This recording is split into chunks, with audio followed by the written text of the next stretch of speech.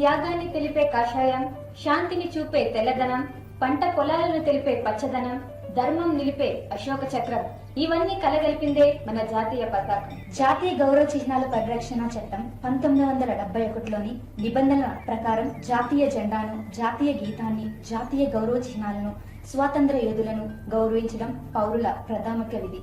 ఈ దేశం మనది.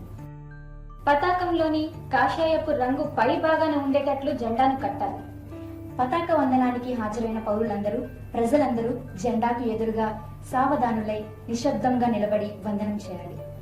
జెండా పైకి ఎగురు వేసేటప్పుడు వడివడిగా ఎగరవేయాలి. పతాకం ఎదురుగానే పౌరులందరూ ముక్త కంఠంతో జాతీయ గీతాన్ని ఆలపించాలి. ఏదో ప్రత్యేక సందర్భాలలో తప్ప సాధారణంగా సూర్యుడు ఉదయించినప్పటి నుండి సూర్యుడు అస్తమించే వరకు జెండా ఎగురుతుండాలి. అలాగే దించేటప్పుడు మెల్లగా నిదానంగా క్రిందకుంచాలి.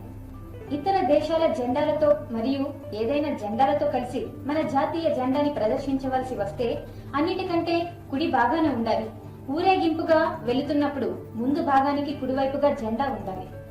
కేంద్ర రాష్ట్ర ప్రభుత్వం ప్రధాన భవనాల మీద అనగా హైకోర్టు, గవర్నర్ సచివాలయం, ముఖ్యమంత్రి సచివాలయం, కమిషనర్ కార్యాలయం, పోలీస్ కమిషనర్ కార్యాలయాలు, కలెక్టర్ కార్యాలయాలు, జిల్లా పోలీస్ కార్యాలయాలు, జిల్లా ప్రజా పరిషత్, మున్సిపాలిటీలు మొదలైన ప్రభుత్వ భవనాలపై ప్రతిరోజు జాతీయ పతాకం ఎగురవేయాలి. 2002 జనవరి 26 నుండి ఈ క్రింది నిబంధనలు అమలులోకి వచ్చాయి. ఆ నియమ నిబంధనావళి ప్రకారం ప్రజలు, ప్రైవేట్ సంస్థలు, విద్యా సంస్థలు జాతీయ పతాకాన్ని సంవత్సరం పొడవునా స్వేచ్ఛగా ఎగురవేయొచ్చు. దేశానికి చెందిన ప్రముఖ నాయకులు, ఉన్నత పదవుల్లో విధులు నిర్వహించే వ్యక్తులలో ఎవరైనా మృతి చెందితే వారి మృతికి గౌరవంగా సంతాపం తెలపడానికి జాతీయ జెండాని సగానికి దించాలి, అవనతం చేయాలి. అది కూడా ప్రభుత్వం ప్రకటించిన సంతాప దినాల వరకే.